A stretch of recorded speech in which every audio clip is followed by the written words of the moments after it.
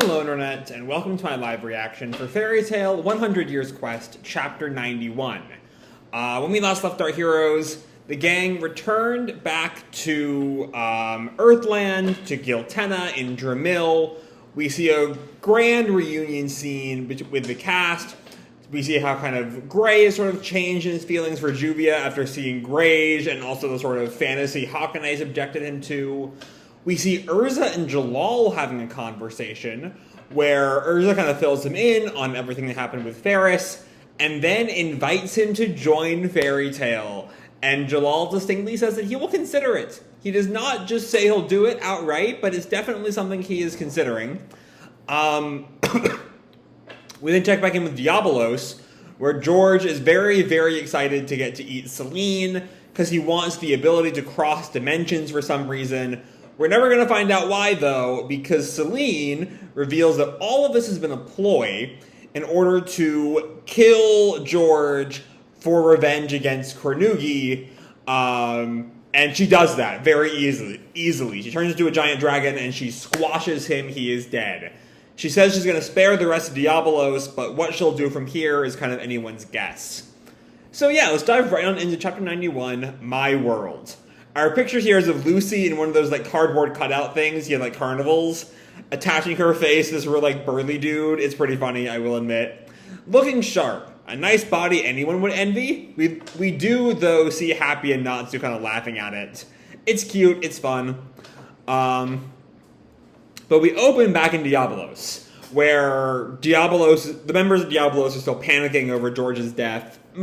Master George is... And Selene just looms over Scullion, Madmoral, Kiria, and Suzaku. Scullion just mutters out, "Dead! Madmole, impossible, Cha!" And Kiria is just shaking, "No way!" Suzaku is just silent before he steps forward, "Unacceptable. Didst thou not battle me with all thine might?" And Selene tells him, "You have it wrong. I did fight seriously to an extent. In my human form, I was no match for you, I will admit that." That's not really enough for Suzaku, though, who continues, "Then to avenge the master. Here and now I shall..." And Selene stops him, "Enough. If it's against one on your level, my power in this form is assured." And Suzaku can't really deny that he would lose the fight. "And as I have told you, I have acknowledged your strength. Killing you would be such a waste." That's a very interesting line, though. She said that last time. Would be such a waste. Why? Does she want to put them to work for something? That's my first guess. But Selene asks the others, "Are there any others in this guild like Suzaku?" And Madmoral responds, There are 3 more." And Selene laughs, "There are 3 more like Suzaku? My, humans who have consumed the flesh of dragons truly are frightening." Right, Suzaku was like introduced as being a member of a group, like some kind of red knights or something. I forget the exact term for them. But yeah, there are others of Suzaku tier skill. But Selene looks at them very well. "For this guild, I will be its new master." Okay. I mentioned last time where, like, predictions as to where Selene would go from here. Would we kind of go back to dealing with Selene? Would she just go back to Elantir and all the drama would start again? Would she kind of be a recurring villain, or like a hanger-on villain into the next arc? Kind of like Big Mom in the beginning of Wano before her alliance with Kaido? Or will she just become the head of Diabolos? And apparently, she's just going to become the head of Diabolos. That's what's going on now. Shocking all of them. Suzaku is just angry, though. "Nay, wouldst thou ridicule mine guild so?" And Selene's going to sighs for a sec before putting the pressure back on Suzaku. "Kneel to me, humans." And Madmole and Scullion both drop to their knees. And even Suzaku falls. Kiria stands. She fights back against just the sheer pressure of Selene. "Quit joking around, Selene." And she jumps onto the attack. I think it's more her own sort of blindness rather than an incredible strength of will. The others recognize the threat and Kiria is just sort of blind to it. But Kiria goes on the attack. Our guild is a specialized dragon hunting guild. Suzaku calls, don't, Kiria! And Selene just like readies a moonblast and just attacks Kiria with it. Scullion's shocked. What is this? Manuel kind of hides his eyes. A moon inside the guild? And Kiria is just shocked and is destroyed by the moon. This is a bad day to be a B-lister in a Majima manga. He's just being brutal this week. And you encountered 2 weeks ago, you want to loop George in there. People are dying left and right. If y'all ain't read the Eden Zero chapter, I won't spoil it, but go read that. It's pretty heavy. So yeah, I guess, I mean, her rivalry with Urza kind of already met its climax back in Alderaan. We don't really need more of Kiria. I still kind of thought we'd be getting more of her. But unless she warped to some new dimension, which wouldn't be entirely out of the realm of possibility for Selene's powers. But barring that, Kiria is dead. She's just dead. That's the end. Scullion yells, Kiria! Manuel, she disappeared, cha! And Suzaku yells, you fiend!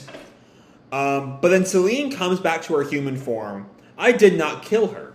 She has merely been sent to another plane. Okay, there we go. There's the answer to that. And she takes back we see her kind of put her outfit back on. I don't hate tomboyish girls like that. And then I think this is Suzaku. Return Kiria to us. And Selene just kind of grins. That depends on your response. Acknowledge me as master of this guild. And Suzaku just kind of glares, unable to do it. But Selene continues, here is some good news for you. I have information on the dragons you seek. All I ask is for your assistance. As Scullion reacts, what did you say? Manuel also. Then what is it you're after, Cha? Distortion. Okay, so we're going back into that sort of, like, we didn't really dive into her concept of distortion back on Elefseria. I guess we're going to do that more now. Scullion sort of shocked, distortion? And Selene continues, distortion gives rise to power. A dragon and those who consume them will join hands to defeat other dragons. That kind of distortion will result in the power of the world. And Suzaku kind of shocked. Then your purpose is to defeat dragons as well? There are 4 dragon gods there are 4 dragons in this world who stand in my way. The wood dragon god Alderaan. He died a few days ago. The water dragon god Merkphobia. He lost his power and became human, so we can save him for later. Okay, so it looks like maybe she's clearly after the dragon gods, and it's kind of unclear if, like, she says she wants distortion, which will result in the power of the world. Does she want to claim that power? If so, what does that really mean? Like, something that's against the standards, the concept of the world, the expectations of the world. My brain is placing this in, like, Fire Force Adola terms, right? That there is a way the world should be, a way the world is perceived to be, and that this distortion is going against that perception. And that either she feeds off that distortion, or that distortion creates some kind of power she wants to harness. I'm a little bit confused as to which it is. It might be meant to be a mystery still, though I can't quite tell. I don't know.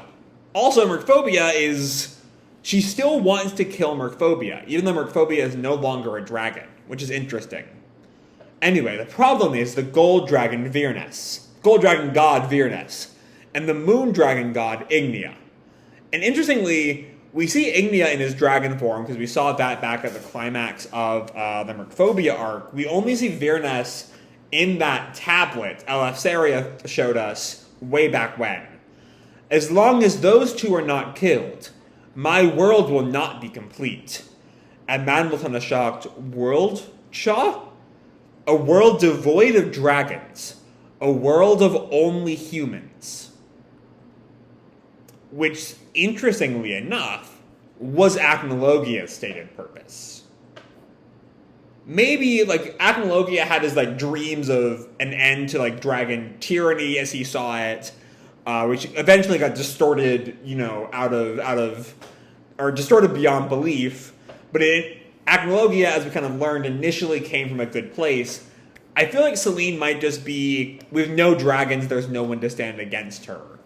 Though, of course, there's still fairy tale. I don't know. Scullion reacts, "What would you gain from that?" "I would live in this world as a human. A human with the strongest power." Yeah, I think I'm on the right track there. Scullion kind of questions, "You want to become human?" "It's not because I want to. It's simply the providence of this age.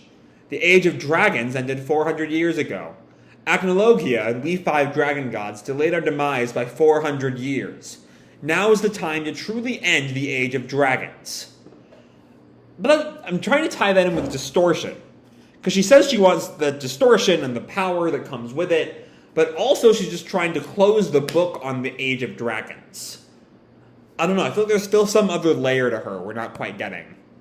But like, that kind of shocks all 3 of them. And Selene continues, "For 400 years, we 5 have kept each other in check while distorting the world. Because our strength is perfectly balanced, if we were to collide, the worst case would be our mutual destruction. Furthermore, someone could have aimed a profit from our fighting. Such was the case. However, I finally came to realize it. The key to winning this battle. That is, you humans." So she wants to, like, actually... Is this like a callback to the Dragon King festival? And she wants to actually win it? I don't know. She looks at Suzaku. "If you have the strength for it, you could defeat Virnas and Ignia.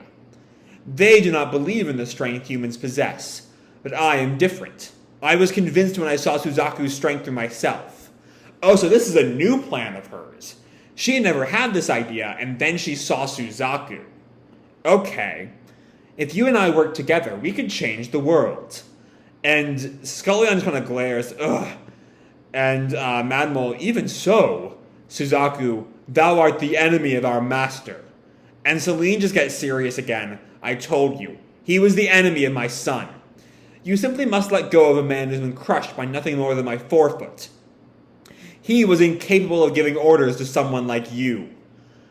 Implying that she sees Suzaku as being stronger than George, which Suzaku did not quite see. Either way, she then sort of resummons Kiria, dropping her on the ground. "Kiria, it seems you are safe, Cha." And Selene continues, "On top of defeating Virnas and Ignia, if you still want to avenge that man, I will be your opponent as many times as you'd like. Until then, we will be allies. Be proud. You should feel quite superior with a dragon at your back." So yeah, that seems to be Selene's goal. She wants to wipe out the dragons and live as a human, but also be the final dragon, I guess. But yes, Scullion and Madmol drop to their knees. "Ma'am, understood, Cha." And Suzaku kind of freezes for a sec, not quite able to, like, put himself down there, before finally scrunches up his face with, like, tears falling. "Agreed." And Selene kind of grins and then turns to Madmol. "To start, bring Suzaku and those of his rank together. The Dark Dragon Slayer Knights?" And Selene then goes on. "Our first order of business is to kill Elefseria." Okay. A long, long time ago, I had a theory that Elefseria would end up being like the surprise final villain. That especially back during the Merphobia arc, when it seemed like Elefseria's motives might not be entirely altruistic, given how good a person Merphobia ended up being. I kind of suspected Elefseria might be the final villain, but it looks like we're gonna, at the very least, be looping back to Elefseria anyway. Skullman's kind of confused. "Elefseria?" And Selene goes on, "One who is human, despite being a dragon, much like Acnologia. To be honest, I could kill him all on my own, but I would like to see your power." And with that, we cut back to Dramil. As Makarov, I guess the guild is kind of saying goodbye to Team Natsu as they continue their quest. Makarov asks, "You're setting off already?" And Natsu kind of grins, "Yeah, well, that's because it's just like the guild here. Urza agrees, if we were to stay any longer, we wouldn't want to leave. Lucy kind of chimes in, right? This bar already feels like home.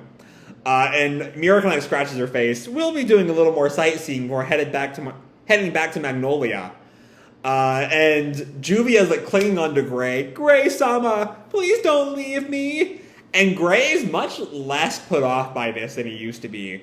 It's not like that. I just got an important job to do. Then Juvia will follow you in secret. It's not a secret if you say it is. And then Lily turns to Happy. I look forward to hearing more of your travels. Aye. Then we see Jet and Droy up with Wendy. Wendy, you've gotten a little bigger since the last time we saw you. And Droy looks at her. I wonder if it's growing season. And Wendy kind of responds, no, I haven't changed one bit. Oh, but I did for just a little while during the Alta Face fight. And Carla chimes in, come now, let's go, Wendy. And the gang all, says their goodbyes. And with that, see you guys later. And Lucy chimes in, we'll meet again back at the guild. Macau calls, give it all you got. I think that's Max. Take care of yourselves. Lisana gets a hurry and come back. And I think that's Levy with bye-bye. We though also see Levy holding her chest right where the baby is. And then we're somewhere in the Giltenin countryside. Lucy kind of sighs, well, we're off, but... and Wendy chimes in, off to where exactly?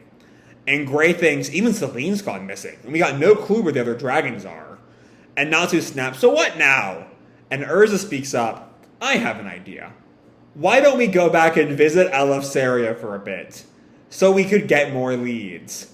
To be continued next time. Okay, so I still think Selene is not, like, when I saw just now the gang is going to Elefseria, right where Diabolos is going, I was like, are we actually going to just deal with Selene right now? Like, is she not going to be some big threat? We're going to go right back into the Selene arc. But I don't think so. I think I'm not even sure Selene is going to be with Elefseria. Going back to that scene, she just wants to see the guild's power. So she might just send Suzaku and the other Dark Dragon Slayer Knights off to Elefseria and let them handle it. See if they're capable. But yeah, there's a whole lot to this chapter. We only get a little bit of fairy tale as they sort of say goodbye to the gang in Dramil and then are sort of left without an idea where to go. And so Urza's going to bring them back to Elefseria, right with the Diabolos plot. The rest of the chapter is dedicated to Selene and her goals, her new goals. Because, again, having met Suzaku, her goals change. She realizes that she can actually, this sort of precarious balance all the dragon gods were dealing with doesn't exist now if she has humans on her side. If it's just herself, she won't be able, she'll, maybe die if she goes against Ignia or Virnes. But with Diabolos together with her, they maybe stand a chance. Or more than that, they stand a very good chance.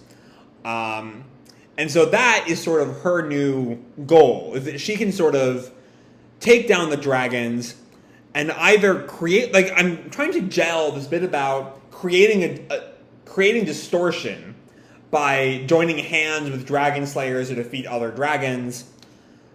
Like, is her goal just the distortion, or is her goal to end the Age of Dragons?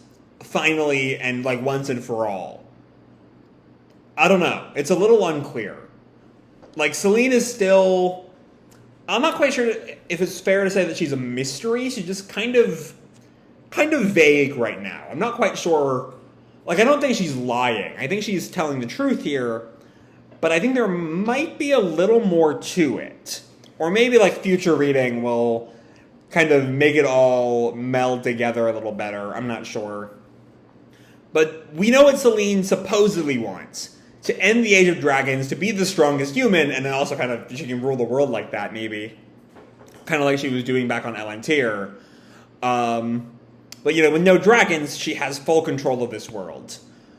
As, who is stronger than a dragon, beyond the dragon slayers who took down Acnologia, but she never really went toe-to-toe with them, so she doesn't really... Like, she only just realized there are humans who can stand against a dragon, let alone humans who have slayed Acnologia. I don't think she quite knows everything that's in this world. We'll see. Like, admittedly, you know, if the rest of Fairy Tail has gone back to Ishgar, there's only 2 Dragon Slayers on the continent who aren't currently allied with Selene. It's just Natsu and Wendy. You know, they don't have the full power of Gajeel, Sting and Rogue, and Cobra, and Loxus, who are all gone. Like, I'm not sure Natsu and Wendy can beat Selene on their own. But yeah, we have a stated plan from Selene. Any larger, or any, like, details or any clarity will hopefully come later. But her short-term plan is to kill Elefseria, basically as a test. You know, she wants to get rid of the dragons to kind of reign supreme and be the most powerful human. And that means she has to kill Elefseria eventually. But also that means she has to, or she also wants to see how strong Diabolos is. If they can take down Elefseria, then if they can't even take down Elefseria, you know, maybe what right do they have to stand with her? Or something like that. I don't know. But yeah, now Team Natsu has left Dramil, are headed back to Elefseria, right where Diabolos is going. I'm sure nothing exciting will happen there at all. But yeah, I can't wait to see how all that shakes up. So I'm going to leave this video off here. Hope you'll enjoy the chapter and the video itself. If you did, feel free to drop me a like or subscribe. You know, do whatever makes you happy, you know? And remember, your life is your own, okay? Bye!